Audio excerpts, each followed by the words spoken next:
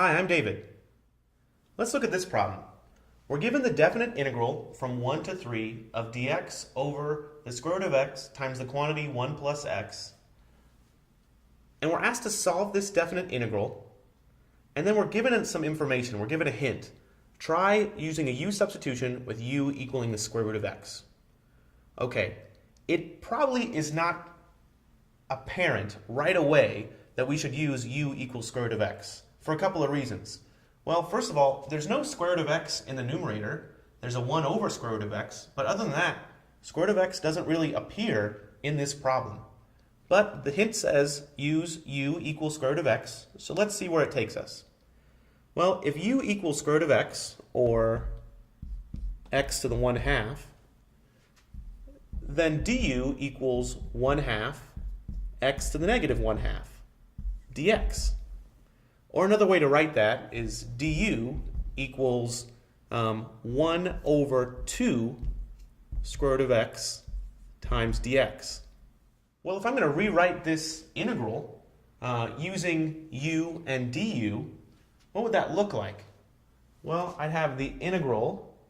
I could replace, oh gosh, it's tough. I don't know what I'm going to replace.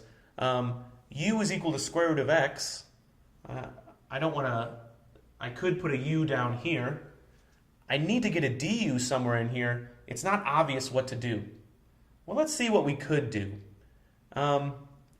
If u equals square root of x, then what does x equal? Well, x equals the square root of x squared, or x equals u squared. So I could write this, parentheses, as 1 plus u squared. Okay, so that might help us, we'll see. I still need a du in here somewhere. Du is dx, I have that, that's nice. And then it's 1 over the square root of x, and if I look here, I do have a 1 over square root of x. But I still need a 2 in here, so I can multiply this by a 2 and divide by 2, so that I don't change it. And this piece right here, this dx over 2 square root of x, that's the same as du. So I could write that du right there. What am I left on the numerator? Well, I still have a 1 on the numerator, as well as a 2. So let me go ahead and write that 1 here, and I'll bring the 2 out front, because it's a constant. And now I'm looking at this, and I'm thinking, well, I recognize this. I have a formula for this.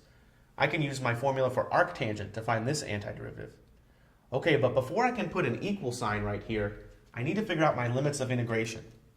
So how do we do that? Well, here my lower limit of integration is 1, and my upper limit of integration is 3.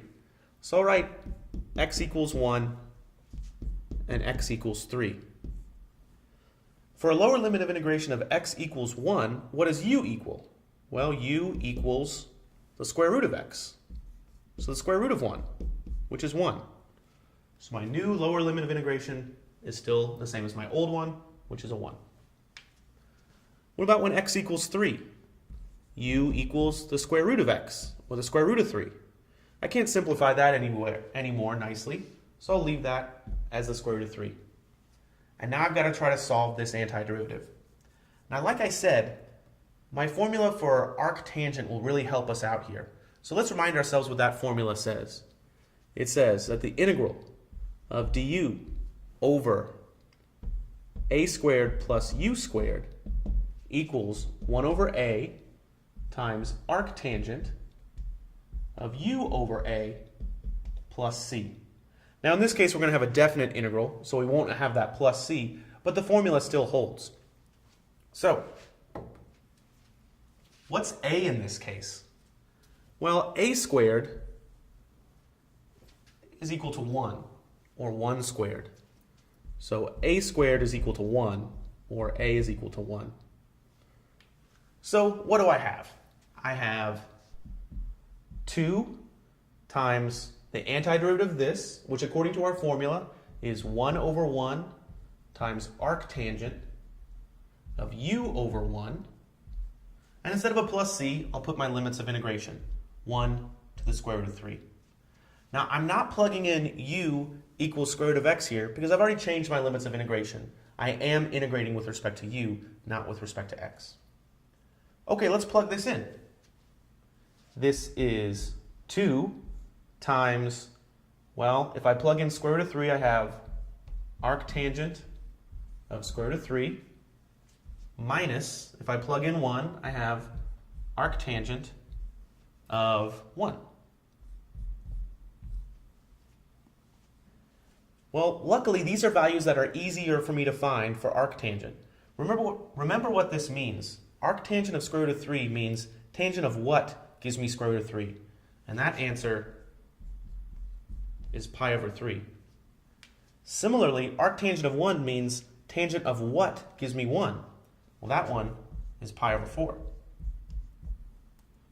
So this answer is 2 times pi over 3 minus pi over 4. Or if you like, 2 times, well, pi over 3 minus pi over 4, that's pi over 12.